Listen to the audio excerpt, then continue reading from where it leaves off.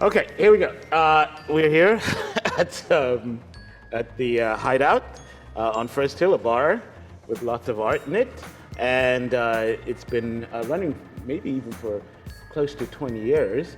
But I was here not too long ago to have a conversation with a leading figure in AI. His name is Blaise Agüera y Arcas,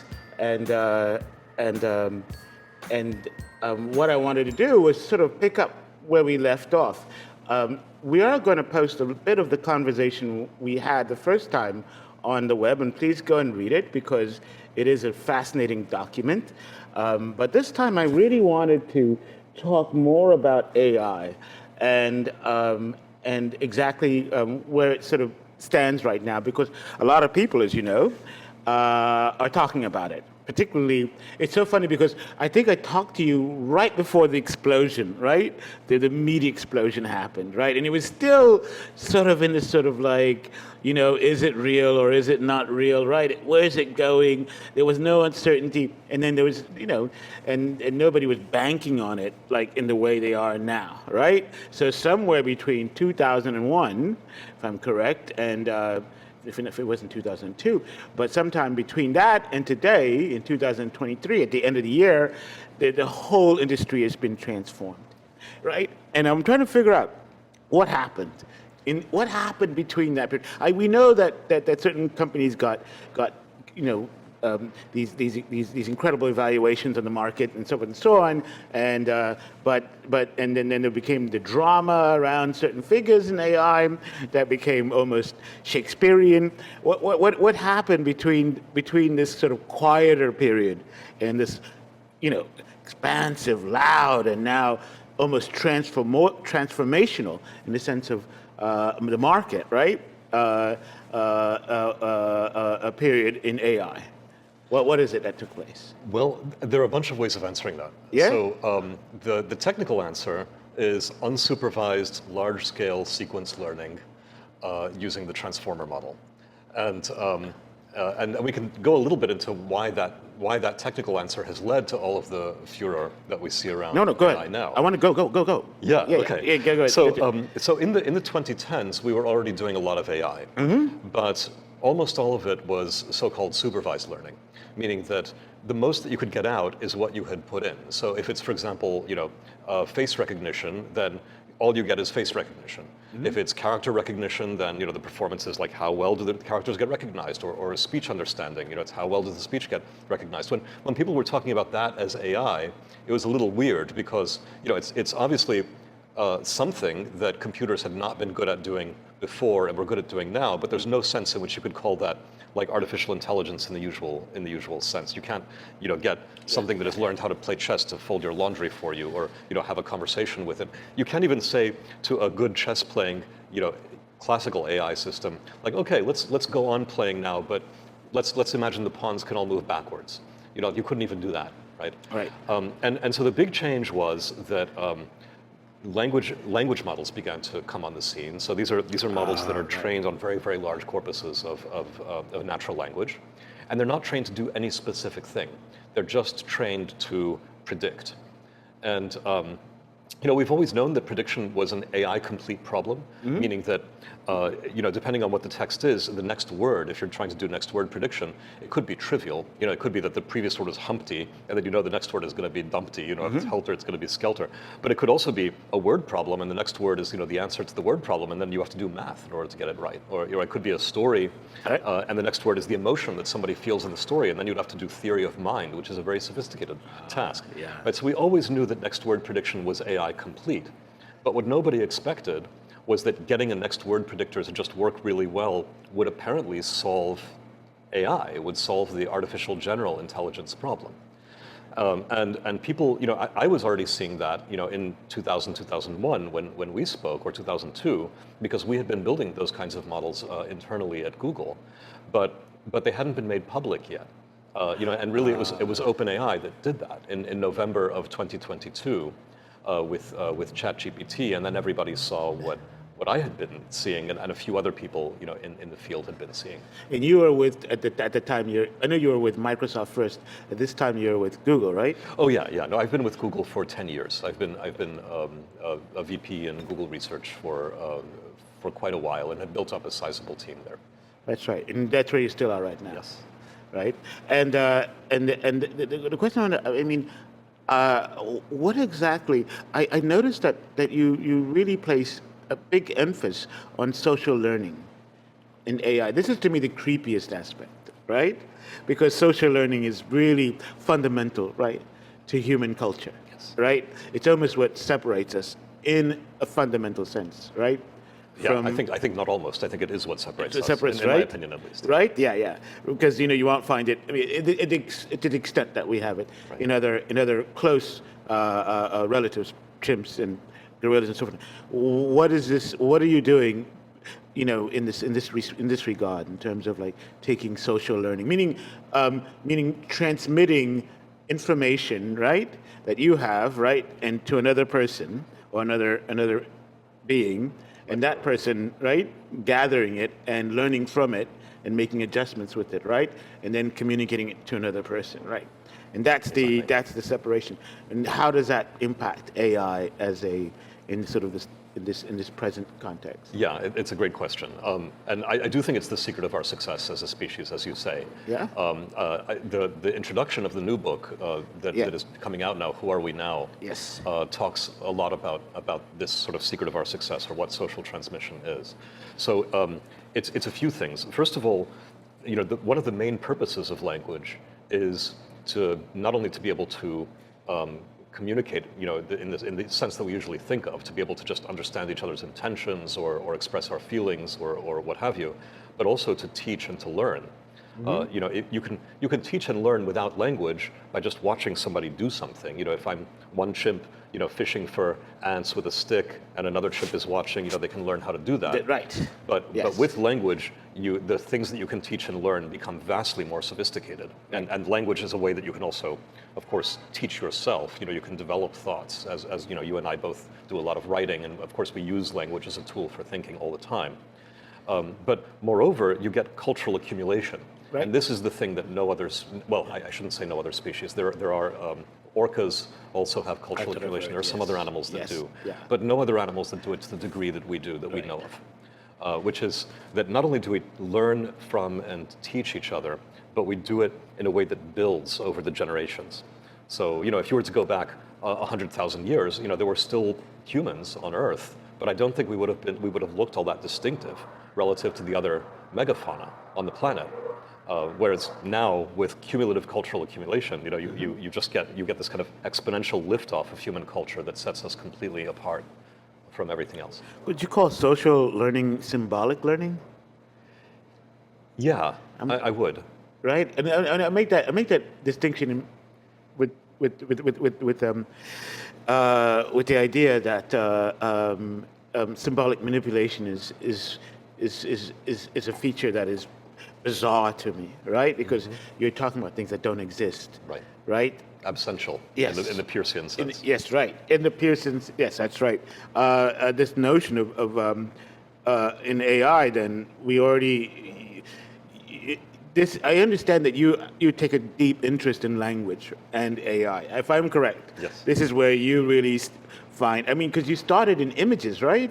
Yeah. A lot of my early work was in computer vision, machine vision. Right, but you felt that that the real game in town was language. Is that true? Yeah. I mean, I don't want to, sort of backdate my story too much. Be too revisionist about it. But yeah, I've always felt that language was pretty critical for a lot of the things that we consider to be intelligence. And so, in that sense, I wasn't shocked when working with language turned out to be really important. Where the breakthroughs really occurred, right? And so, what do you think? Where is this all going to go? I mean, really, in all honesty. I mean, okay. Oh no, I'm going to ask. Oh no, I jumped ahead of myself. And that's okay. This can stay. I jumped ahead of myself because there's a question that really fascinated me, and it's regarding you. And I know that there's very many versions of positions, right? Very many positions, a large number of positions as to what AI can and cannot do, or its value, right? Or it's, how it's going to be applied under particular economic situations and so on and so on. Where are you specifically? What camp are you in, or are you no camp? If you say Yeah. no camp, I'm going to be angry because that's not an answer. Well, I'm pretty heterodox in my views. You are? So, yeah. Yeah. I mean, the camps that I have seen form, I actually have major problems with. I have problems with the accelerationist Yes. or existential risk camp, because that looks to me quite a lot like a religion. Yes. I have Wait, visceral wait, reactions wait. against it, I suppose. Sorry, let me pull my mic. No. I have to say, accelerationism, right? Yeah. This is where we're going to drive technology until it just kills itself. Right, kills itself or kills us. Kills us, I mean, right? The effective altruists are a part of that. Yes. The existential risk community, and existential risk people who think AI is the doom of Yes. humans are kind of the flip side. They're often the same people as the ones who are talking about like the rapture of the nerds and the singularity. Right. So there's like a heaven or hell, apocalypse or transcendence version of that, and I find both of those a little weird. Yeah. So Because I'm not in that camp. but they almost overprivilege intelligence. This is they privilege way too much. The greatness of intelligence. I've always found this to be the flaw in that argument. Right? They actually say something which is purely Cartesian. Right? That the whole game in town, all of it comes down to intelligence. Right? If you make an artificial heart, everybody's like fast asleep. Right? Nobody cares about an artificial heart. But if you see artificial intelligence, everybody goes berserk. Yeah. Right? I agree that there's that a lot of that comes from a kind of Cartesian wound. Yeah. But I guess, I mean, I privilege intelligence a lot too, but I think about intelligence a lot more expansively than they do. Like that school of thought kind of went wild when Nick Bostrom published his book Superintelligence in 2014 or 2013, right? Which posited that this was all about game theory and optimization, and that the moment computers could really optimize perfectly and play games perfectly, they would become smart in the colloquial sense. Right. And that wasn't the case. The way we achieved intelligence was actually through language and through digesting a lot of human text, which is really different from that idea that it's just going to be this optimal game player, right? They're not great at math. They have to be taught that, Right. in a rather studious and low gear kind of way. They're not automatically good at logic or math or puzzles at all. Yeah. Right? That's hard for them in the same way that it's hard for us. Now, back to your position. Yeah. Where's your position? Okay. So we got the acceleration. No to that, right? Yeah. Also, no to a lot of the. I don't know what to call it, but I guess if we think of that as sort of the right wing response in some way, or the libertarian response, Right. there's also a left wing response, which is fundamentally about labor versus capital, and the claim there is that That's by the way, that's my game. But it's your let's gig. go. Yeah. But this is but in this view, AI is just a reprise of the Industrial Revolution, but now with intellectual labor versus manual labor, and it's all about the triumph of capital versus labor, and this leads to kind of neo-Luddism, and also a denial that this is real intelligence. I mean, I've seen a lot of claims that, for instance, it's just a stochastic parrot, for instance, or a repackaging of the labor of all the people who made the text, and there's nothing real there. It's like a facade, and I don't think it's a facade. I think it's very real, but I also think that it's not separate. So what I mean by that is, I guess I'm a believer in more than human intelligence. Right. Right. It's not just individual. It's not just intellectual. It's not just logical. And when the fact that we achieve intelligence in machines, when they are literally, sort of partaking in and learning human culture, tells us that it is human culture that is the locus of intelligence. Oh, I have to tell you something. Okay, there's two. You mentioned. No, before we jump into the other positions, I have to stop here really quickly. There's in the Marxist circles, particularly those that are devoted to the Grundrisse, right? There's this whole thing about the machine fragment, right? And in the book, where it's sort of the term general intellect makes its appearance, right? And there's a group of intellectuals, most famously Hart and Negre, right? And Michael assembly. Hart, yeah, right, who said, right, who thought that actually, right, science, those who had developed scientific knowledge and had accumulated all these powerful intellectual tools would actually liberate us, Yeah. right? So actually, in the intellect was the path to communism. Yes. A lot of people don't know this, right? And they saw that as a path. And now it's really weird to hear, well, here's a tool, right, that is, right, dealing with the intellect itself. And now it's, right, given this sort of like, oh my God, this is a disaster, right? Right. Right. That it's not liberatory, it's the opposite. It's the very opposite, right?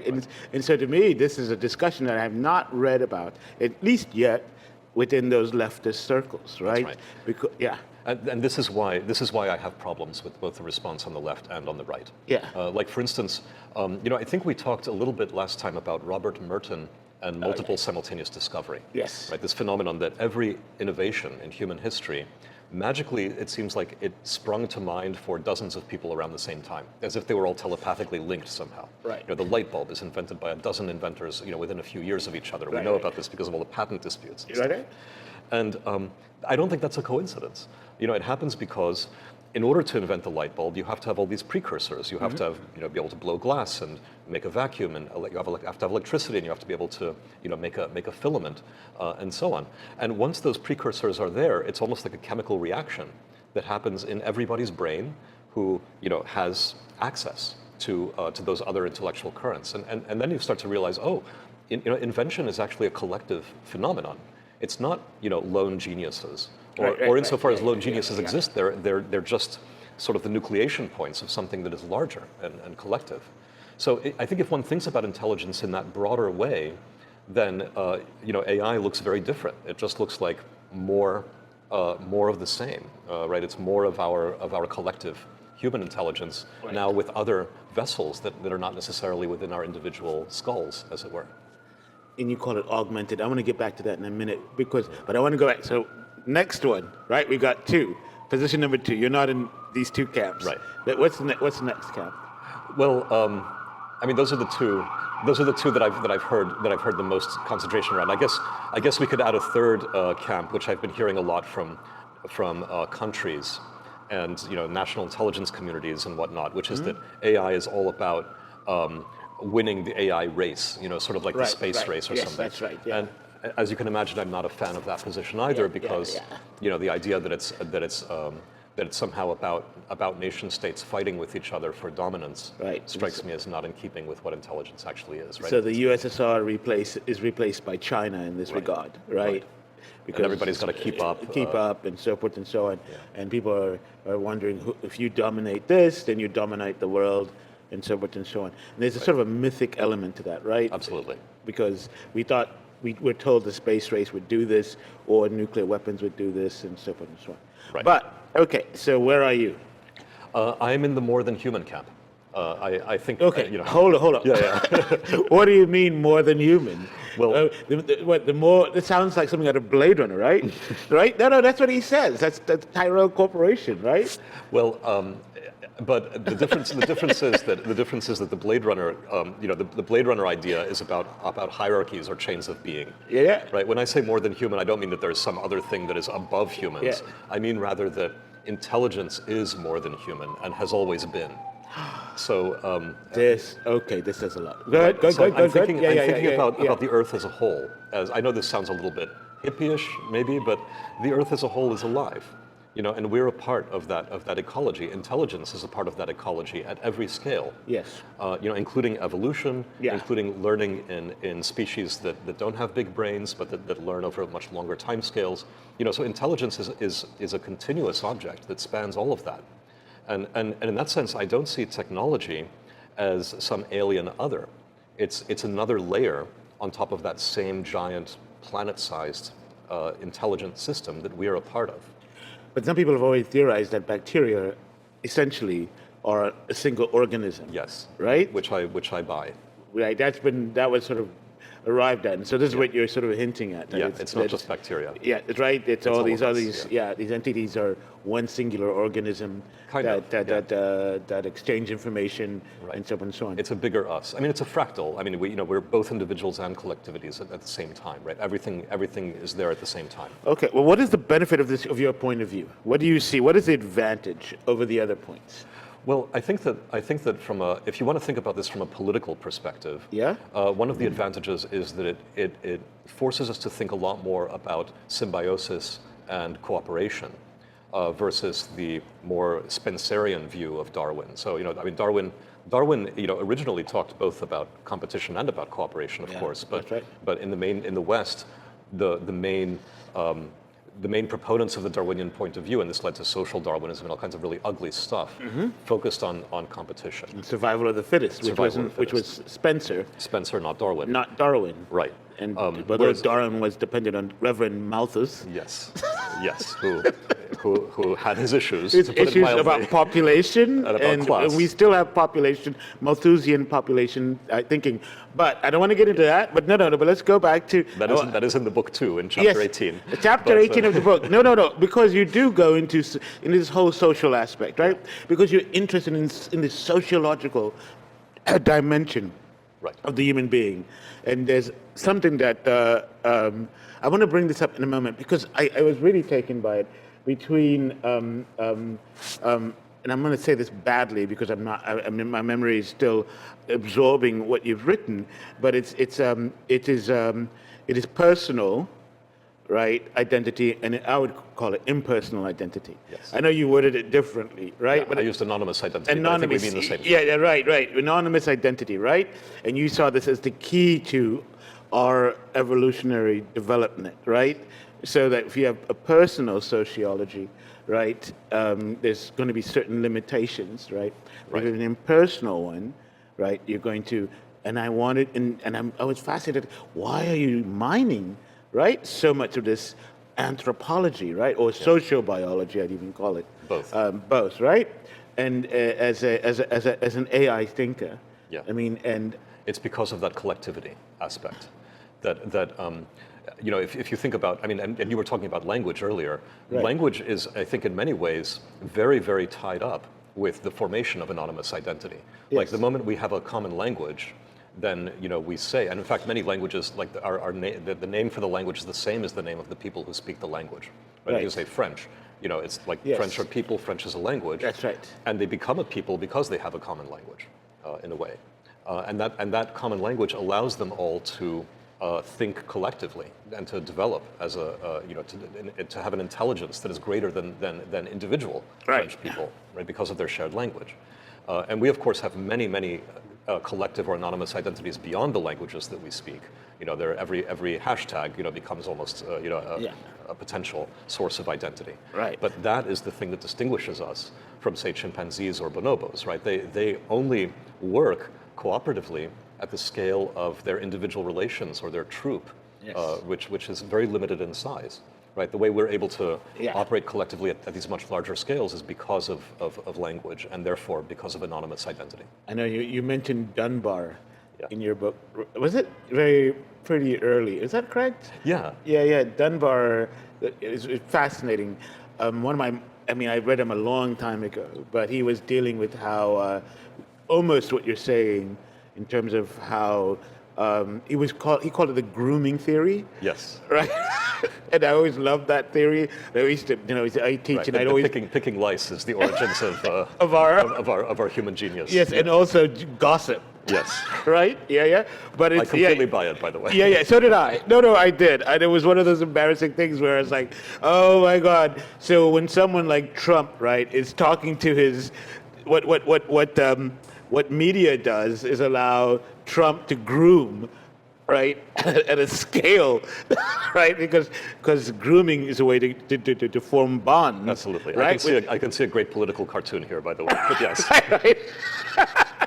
That's Robin. Is it Robin Dunbar? Yeah. Yeah, right. And that was one of his full name. But that's what he did. But it was a great imaginative leap. Yes. And so when you mentioned Dunbar, I was like, oh, I have to go back to Dunbar. There's a lot of good stuff, because if I remember the grooming theory, right, as to like when we started dealing, because you do go into this when we start dealing with large groups, how do you organize them? How do they have, right? How do they identify, right? Impersonally, right? Exactly. With the thing, and Dunbar actually did point to this kind of large scale grooming, right? And we do get groomed in all of our political situations. It doesn't stop. We want to, right, feel close, Yes. and have our metaphorical, or you know what I mean? Yeah. Yeah. Well, and the thing that we've got beyond, chimpanzee troops grooming each other is not just gossip, but in general, norms and third-party punishment. Yes. And the ideas that I can immediately feel. So I talk a little bit about, for instance, if we walk into a bar like this one and there are a bunch of other people there. Oh, shit, bar. Yes. Cheers. Cheers.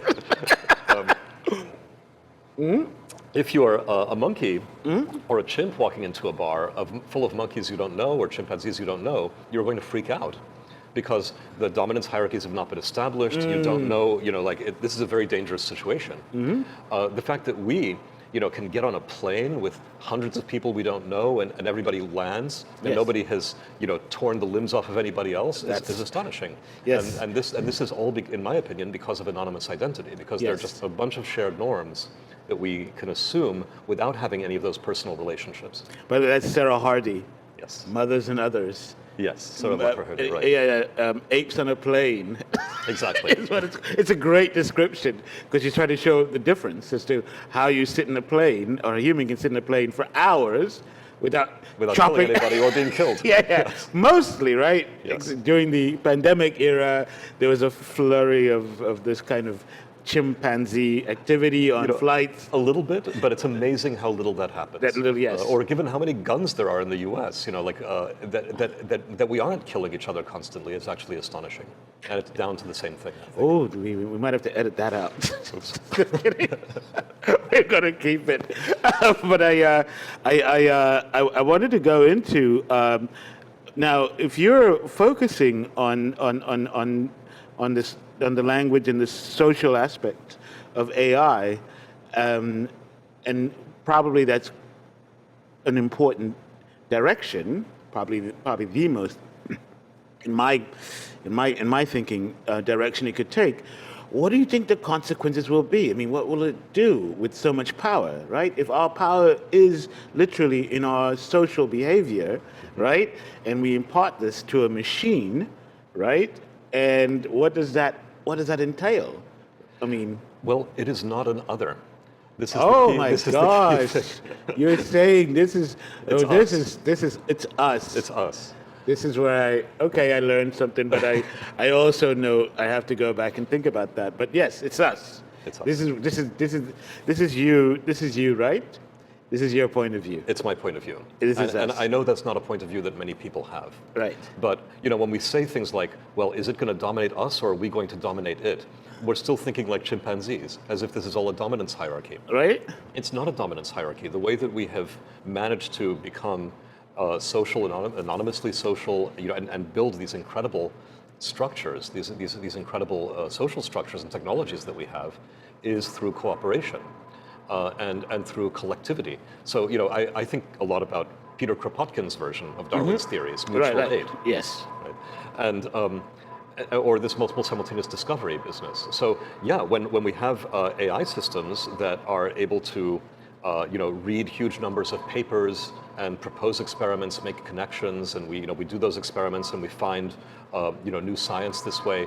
Who was the inventor? Who was the discoverer? Well, it's already the case that it's highly collective. I mean, most papers nowadays published in most fields have a bunch of authors. Right. Right. So we're already in the multi-author phase, if you like, of how this all works. But who do we credit when AI writes the paper? Whether we name our AIs and add them to the author lists, that would be how I would do it, frankly. Yeah. But you call it augmented. I mean, I prefer augmented intelligence. But we augment each other too, don't we? Yes, we do. But I've always been a little unnerved by the artificial of the intelligence. And it's interesting because you just leapt right into it is intelligence. Yeah, I think it is. It is us, right? Right. And I'm Well, when we worry about who is credited, Yeah. we're immediately jumping into a different thing, which is our prestige hierarchies or our dominance hierarchies. Like, because the first question is like, well, why do we care? Why is it so important who is credited? Right. It's important for a couple of reasons. One is that our egos demand prestige, Right. and the other is that we live under capitalism, in which money matters, and credit and money and our basic economic survival are coupled. right.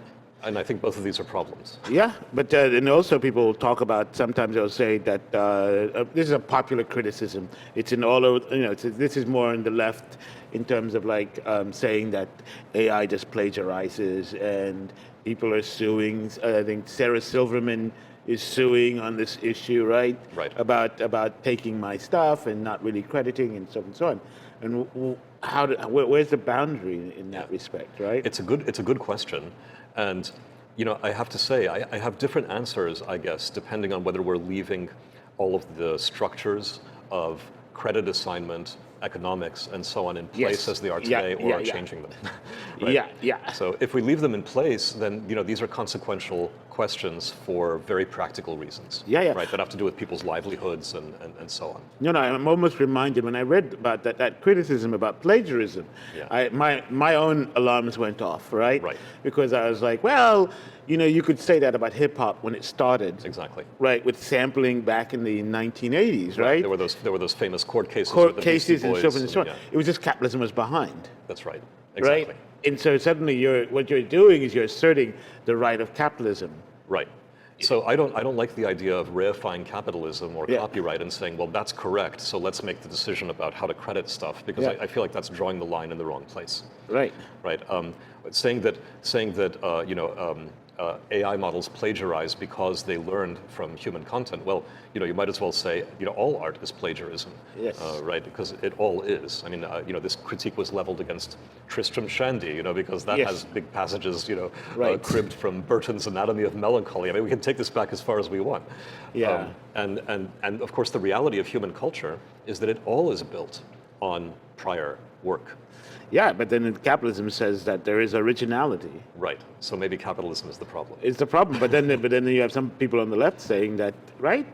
They're saying that no, you're taking our work. I mean, it's more and more. I mean, those are sociological issues They are. that have to be faced eventually. They do. So I'm very sympathetic to the pragmatic concerns of artists who are worried about their livelihoods, which already are destabilized in many ways. Yes. By digital media and streaming and so on being destabilized further by AI. I'm very sympathetic to those practical concerns. Yeah. But what I'm less sympathetic to, I guess, is the assumption that all of these ideas about credit assignment and copyright are just the way things are, and that all this other stuff is moral, and that originality is somehow real, when Yes. when in fact it's so much more complicated and collective than that. And so where do you think this is all going to go then? This is my big question. I mean, I wish I knew. Yeah, but you're involved. You're in the thick of it, right? Yes, but that doesn't mean that I get to decide where it goes. That's a complex emergent system. Let me then ask, what are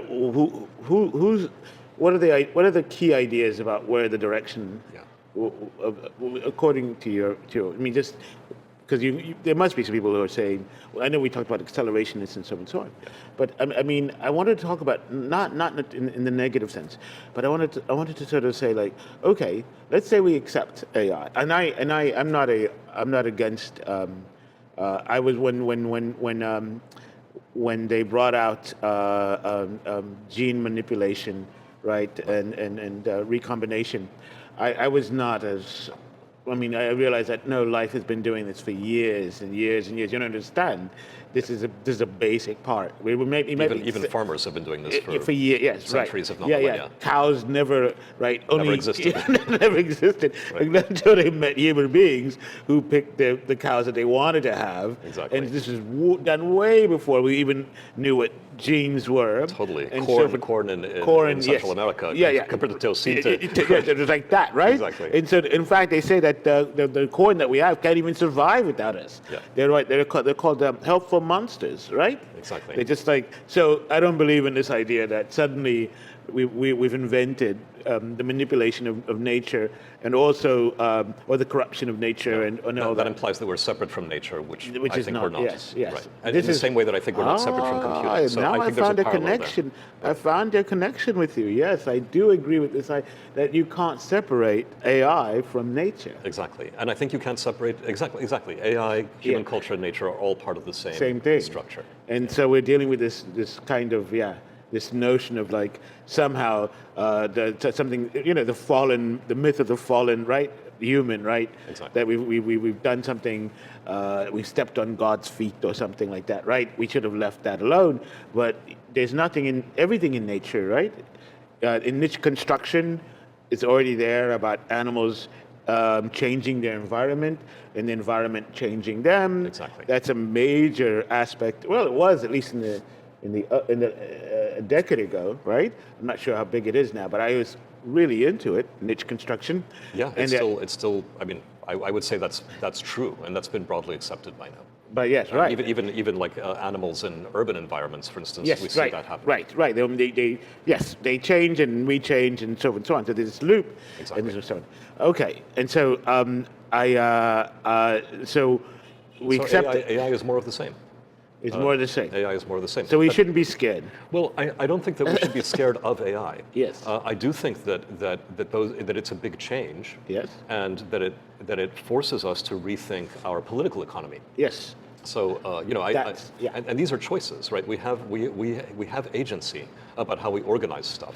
I mean, the flip side of everything, that nature and AI and human culture are part of the same structure is, it's also not like we are helpless or there's no such thing as agency in all of this. The idea that we hold capitalism fixed, for instance, is I find weird. Like, why don't we revisit this stuff?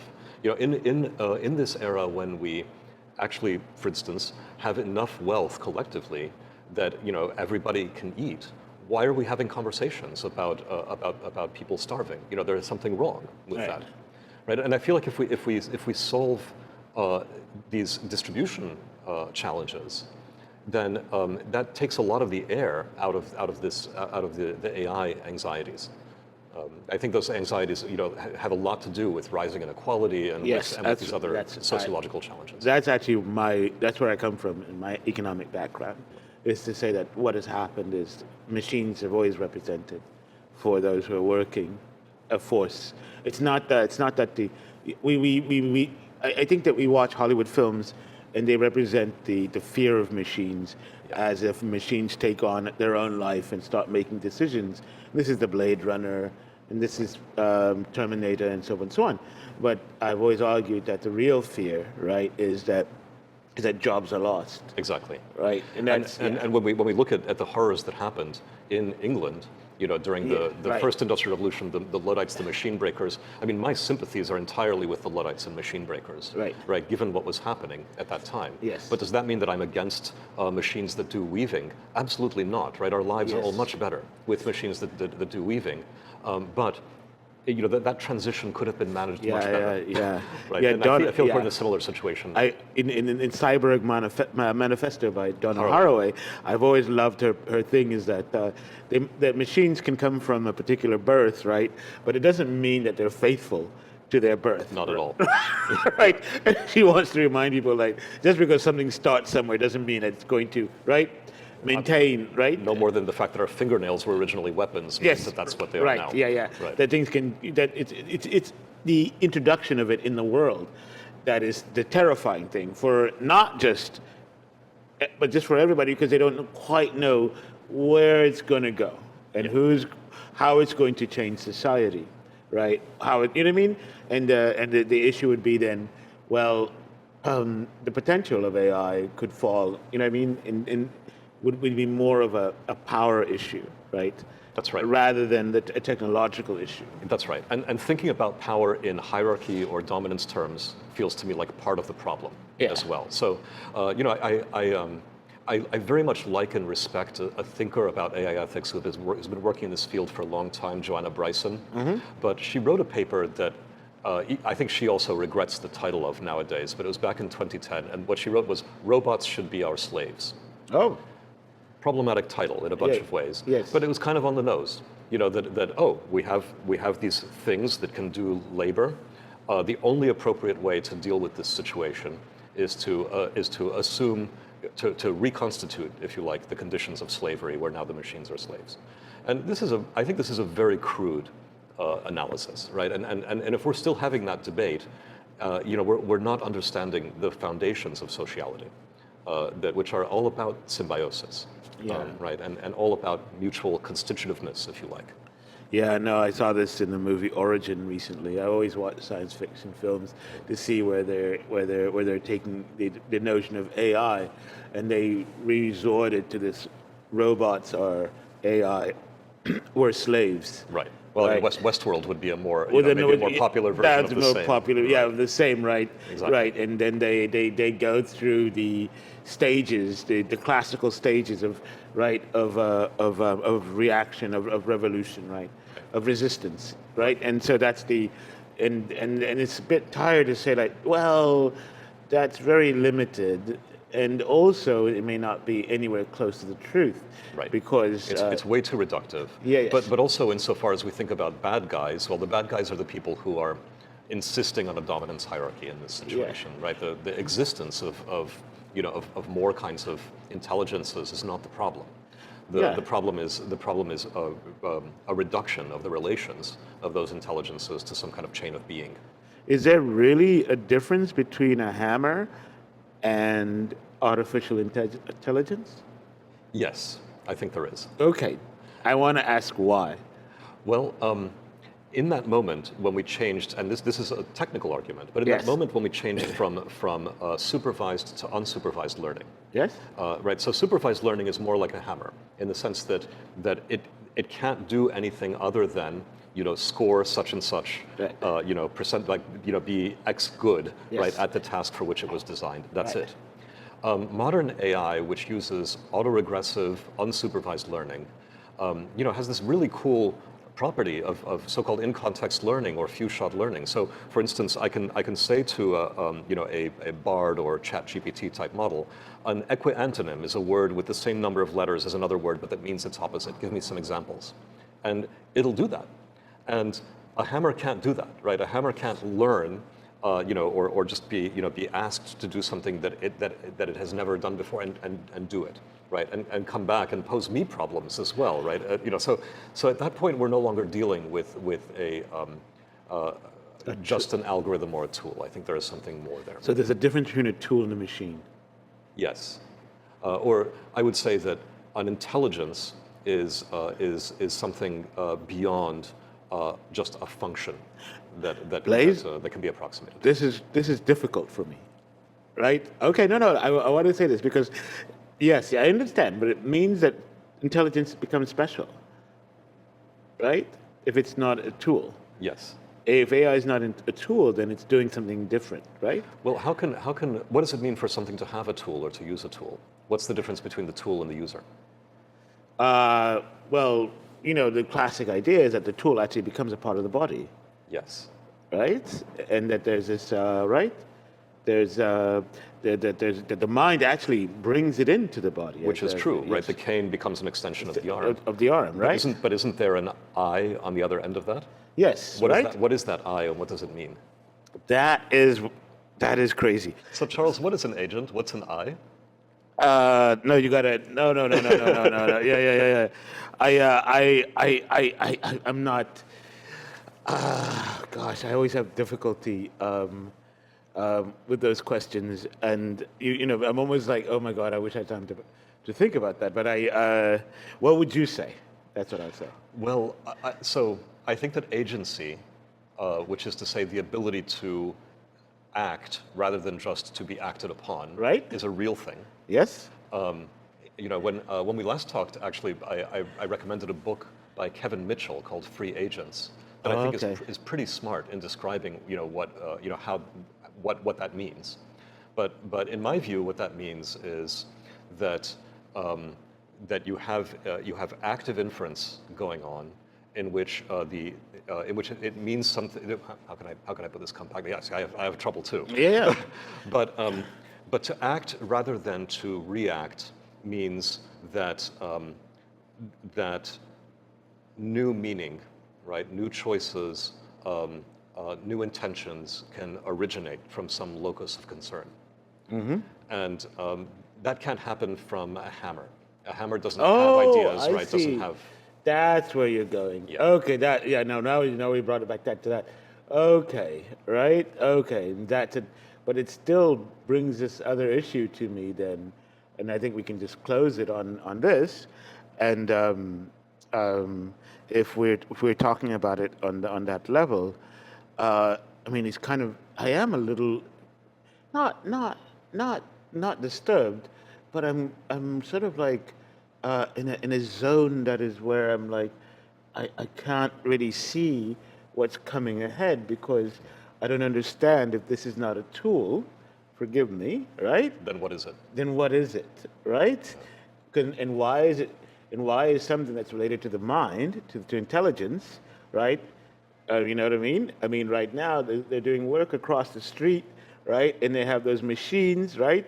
The bulldozers and right the shoveling and all this is going on, right? And I know those are tools, right? And I know that there's a mind in the machine, right? Kind of. Kind of. But the machine isn't modeling you back. The machine isn't initiating any actions. That's right. That's exactly the, yes, that's it. Right. I agree. Accept this. And so, what is it about the mind as something you would say that augments the mind? Yeah. That is, say, something that augments the hand, right? Like a spoon or a cane. What is it about the augmentation of the mind that is? That's to me the troubling. Oh, no, not troubling, but I don't understand. You know, when I'm still in a flux, like I don't have an answer for that. I think that is the big Copernican shift of our time. Oh goodness, And, that is like you can't say it any louder than that, right? Yeah. Yeah. And what we haven't had before, Yeah. right, is machines that can model us. You know, a machine that you can have a conversation with. You can't have a conversation with something that isn't Right. forming models Right. of you, is not able to initiate. Right? And that is new. That's what AI really is. But we can still go back to niche construction. Yes. In this respect, right? So we can say to a degree the tool may actually change us. Yes. Not to the extent, right, that's so direct, right? Because the tool will make our hands maybe lazier, right? May Well, there's the dystopian Wall-E version of this, Yes, which I hope is not where we go. Oh, I love Wall-E, by It's the a way. wonderful movie. My favorite. I wish we could go through movies, but I think we've had a long conversation. And as I said, the transcript of our first conversation will be available on The Stranger. I really want to thank you. I know we could go on quite a while on this, and always a pleasure to talk to you about ideas. And it's always, I'm always impressed that somebody out there in the world of technology takes human sociality, right? And the sociality of ants, the sociality of termites, groups, seriously, right? And things like that. So I cannot praise your work, right? More highly. Just really wonderful. And get his book. And I'll be writing about his book in 2 weeks or so after this is broadcast. So, yes. That is incredibly kind and generous. Thank you, Charles. Yes. It's such a joy to have these conversations. I feel the same. All right. Let's have I think we still got some more wine here. All right, we have the final drink before the bar actually opens. Open. Oh, don't tell anybody that. Oh, it's white. Now you have rosé. White is not so visual. Sorry. There's still some tint in it. Yes, that's right. And come to the hideout. By the way, everybody, the Hideout is a great joint. To the hideout Yes, and to collective intelligence. yes, there we are.